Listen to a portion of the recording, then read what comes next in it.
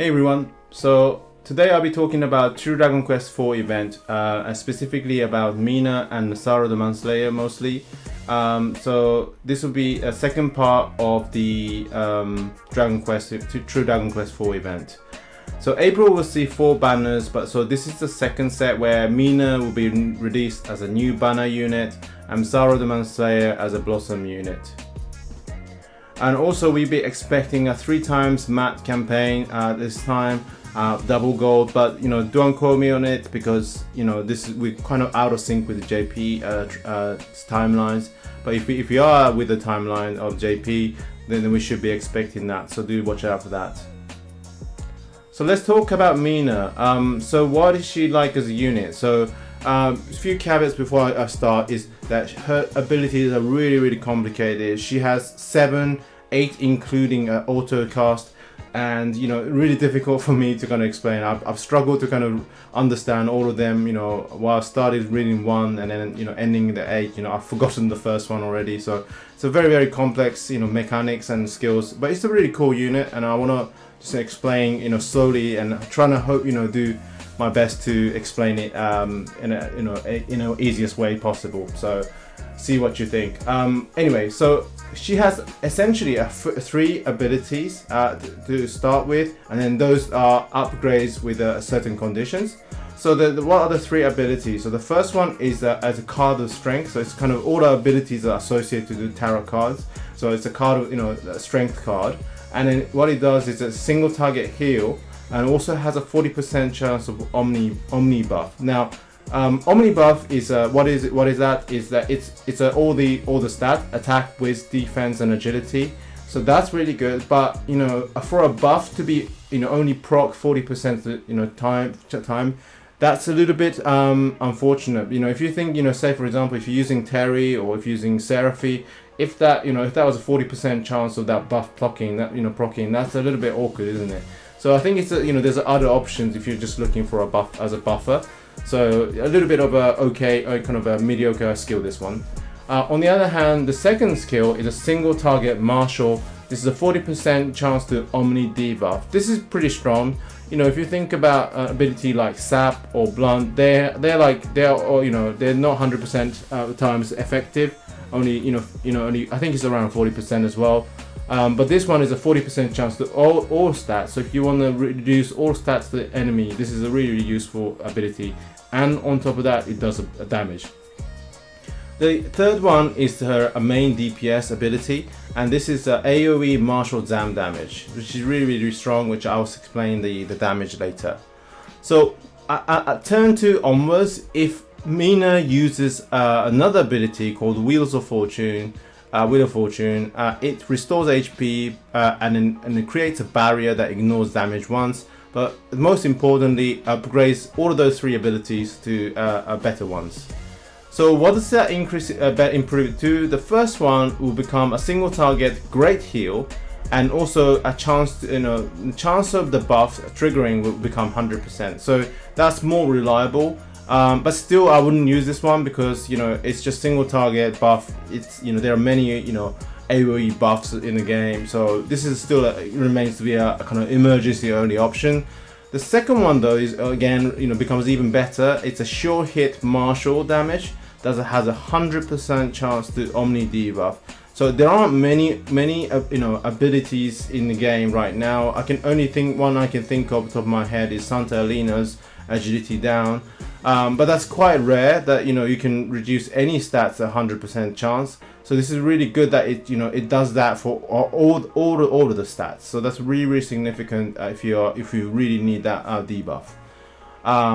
The third one is the upgrade to the Devil's card, and it's a 3x3 martial jam damage, but it's a better damage, and then also it has a chance to increase the damage taken by the opponent. So it's a really nice, again, it's a short hit, it's not a short hit, sorry. It's a short to kind of trigger. If you hit the enemy, then it definitely increases the damage that it takes. So that's a really good debuff as well.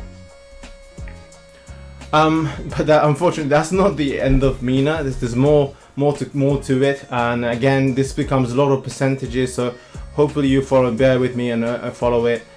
She also has a follow-up only ability. It's associated to tower card, and it's an auto follow-up which range of 2 to 4. So it's a 50% chance of that follow-up itself happening, but when it happens, it has 20% chance of debuffing each of damage types resistance. So physical damage resistance, martial damage resistance, so on and so forth. Each of these will be reduced by 20% chance if the follow-up procs. I hope you're still following me, but I think this is really stupid. Really, they should have made it, if they're making it 50% chance to proc, they should have made that to be 100% resistance down. But anyway, so it's about 10% chance of each of these damage type resistance lowering. So it's still good if all of those procs to your advantage. So look at awakening perks. So one is the first one is what's called inspiration, and it has a 20% chance that martial triggers twice. So it's a little bit like Veronica's, but with martial.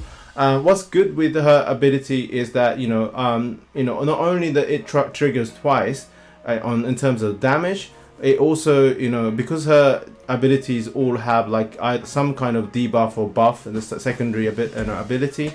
Those will trigger twice, so that's really good, and I think it really complements her all of her abilities. Another small print is that it excludes tower, so tower won't proc twice, and there's more to come. So second hit is only 50% effectiveness in healing, if it's healing or damage. So hope you kind of get what that means, but it just think of Veronica, and has multiple chance to buff as well. Third awakening will increase the chance of inspiration to 40, which I think is really mandatory, necessary if you're trying to use inspiration to your effect. And then the kind of fifth awakening is a simple MP regen. In summary, she's a very strong ZAM DPS. In fact, the best ZAM DPS right now, even in JP. He's the best in terms of damage. Still definitely best debuffer bar none. So and it does, which has a kind of, I consider that strength to be just emergency heal, buff is a kind of optional. She's a real massive gambler, a lot of RNG, as you saw, a lot of percentages, really confusing, but potential that she could deliver is absolutely huge. In terms of agility, she's somewhat slow, around par with Malroth, so hence there's a chance to for Marshall to miss as well, adding to that extra RNG. So kind of really RNG focused unit. Let's look at her damage. So at the bottom, I'm compared it with the Dr. Snap. So it's comparative damage to Dr. Snap. Dr. Snap, as you know, can buff his Marshall in like turn 2 onwards. So this can go up to 50% more, or so at 2,200. Interestingly, her base damage on Mina is exactly the same, where she has a chance to proc ability twice from very first turn. So similar damage. Dr. Snap more consistent, but takes a turn. Oops, sorry. And then Mina, she can do like chunks of damage, but it's very RNG dependent.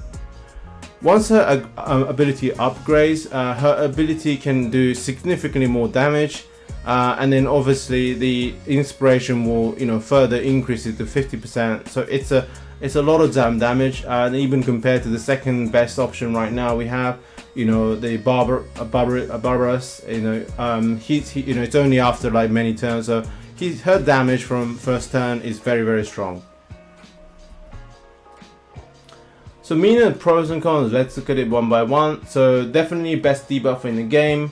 The potential debuff stack is huge. So let's take physical attack for example. If let's say we were able to reduce the defense by 75%, that's 3 stacks. A physical resistance by 45% with the tower, that's another 3 stacks. Damage taken increased by 20%, that's 2 stacks of her upgraded ZAM ability. So that's all of that attacks, and then the reduction, and it doesn't take rocket scientists to tell that that's a lot of damage improvement increase. for your team. So that's a real significant debuff potential. Now, she's best Zam DPS, par with Dr. Snapped, RNG permitting, and inspiration can trigger effect twice, further increasing her damage. And also, the debuffs and buffs also triggering twice is an absolute bonus.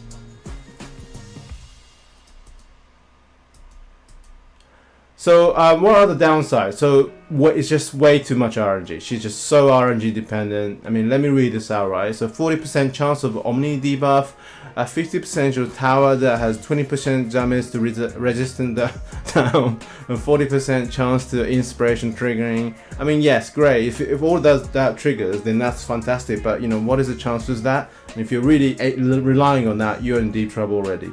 And on top of this, making also other than the very upgraded ability that she of the Fool, or the Marshal can miss, so that further adding the RNG complexity. Her Omni buffs and debuffs are great, but only single target, which is there are some options if you're just looking for agility down. There's a AoE one options there. Regarding buffs, I consider the buff to be very emergency heal, emergency buff anyway, because it's only single target. So I don't think you're gonna see much use of that. So yeah, both of them being a single target is a little bit of downside. I would definitely pick Dr. Snap as a more reliable Zam attacker every time, because just he is, one turn 2 onwards, he just becomes dominant force. So yeah, a lot more reliable. No break turn with a Wheel of Fortune as well. So really, I would say Dr. Snap. If you're just looking for a Zam attacker, despite the higher, the peak damage, I will still pick Dr. Snap for a consistent damage. And then I think the last one is the biggest one, that there isn't really a content right now that Mina is a must. But this could change, who knows, aiming might introduce, a few further Blossom Doors that require Mina to be there. So, if you remember Blossom Door 25, where, we are fighting against the onslaught of Royal Reptile, we are doing Sap, Blunt, all those debuffs to just get through. And then Mina might be, if you get a, future Blossom Door, to be honest, God forbid, because I hate RNG. I don't know about you guys, but I don't like that RNG play. It's just too much to kind of time consuming. So we, God forbid this happens, but if there is a future content that where all that debuffs is required, very much similar to Blossom Door 25 before, then she might become a must-have. So hopefully that we won't see that day, but that's just to point out. And then one last thing is just the note is that what I think is really funny, thinking about the lore, Mina is kind of the more reliable one, where she's telling her sister Maya to quit the gambling stuff and get a proper job, etc. But it's actually in the direct Dragon Quest Tact, it's actually the Maya that does a job consistently and delivers the damage. So I think that's kind of a little bit ironic of the two to be honest. So yeah, that's there. So that's enough for Mina. That was a long part, but anyway, let's move on to Psaro the Manslayer. So he becomes absolute meta defining from absolutely bottom of the pile, which is great. And what makes him so great is, you might be wondering, and it's the feature called a Secret Evolution. This is absolutely broken ability. It does 2 stops Omni buff and 20% damage mitigations at the start of the battle, which is basically there are no ability that comes anywhere close to this at the moment, even in JP. And not only that, he gets other Blossom perks which are also powerful and complementary. One of them is the 50% HP restoration and increase the 50% damage throughput, and that's very similar to Psaro, the human form Psaro, when it, HP falls X. And also, the S-Stark, healing effect. So it's the kind of best of both worlds combined in one. And, that's really strong. And not only that, he gets, just permanent 20%, semi-permanent 20% damage increase on top of the, everything I said.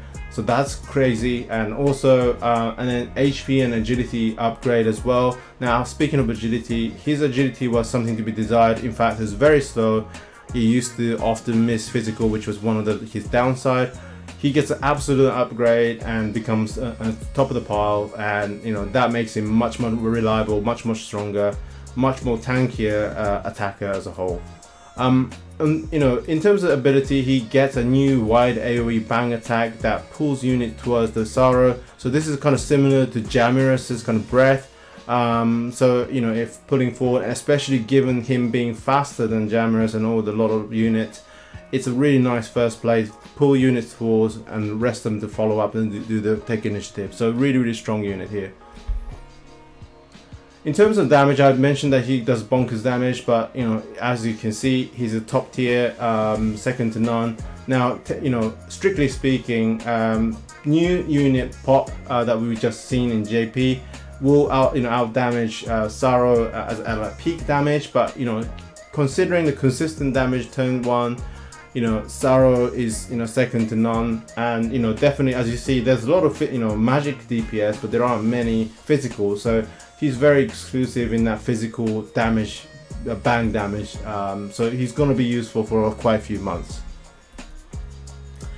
More, you know, I want to mention other feature about Psaro. What makes Psaro so great is also not only his attack or tankiness, but also he's very good at resisting to status alignment. And this was, you know, originally he was like this anyway, but he's, you know, he actually ignores paralysis, which is good, very common. He half resists stun, so again, very good.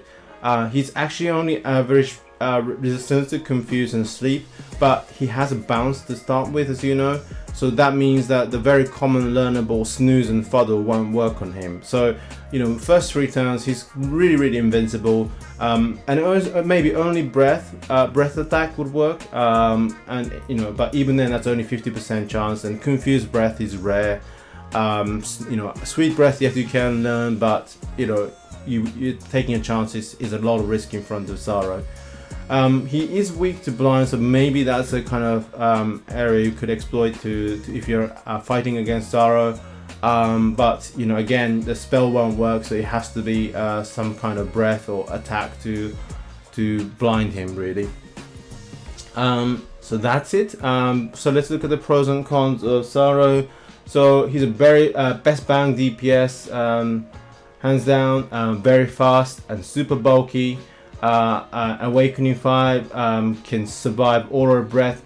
So this is actually, you know, really funny because, you know, when Psaro Blossom was released, not many people were impressed, and they were like, you know, that percentage looks really low. And then, you know, everybody said, yeah, but he, you know, he's weak to crack and, you know, frizz and crack, so he will be burned by Aura Breath, so he'll be rubbish. In fact, what happened was that if he's Awakening 5, he can survive Aura Breath. And not only that, as you saw, that he recovers HP and buffs his damage and fights back. So, you know, he's just so, you know, so good. You know, just like really, you know, kind of amazing DPS. Great for Blitz team, especially with that pull effect, which being very useful, pulling units towards you. So what are the downsides? I would say the downsides are very typical of physical attackers, really. So only specialize in bang attack. He has got an AoE. Non-elemental and a zap breath, but you know, they're not very usable, you know, in terms of damage. So you know, hard resisting bang units might be a little bit of a problem when you're facing them.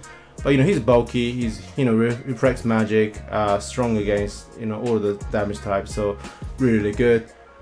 Still, and then, you know, there's no sure hit in his kit, so evasive units will be a problem. You can probably breath it, but it won't do a ton of damage. So, but I would say this is kind of common of any physical damage. You know, if these were a problem, then, you know, all physical problems have the same problem except for the ones that has sure hit, right? So, you know, I would say this is a non, you know, kind of nitpicking, really.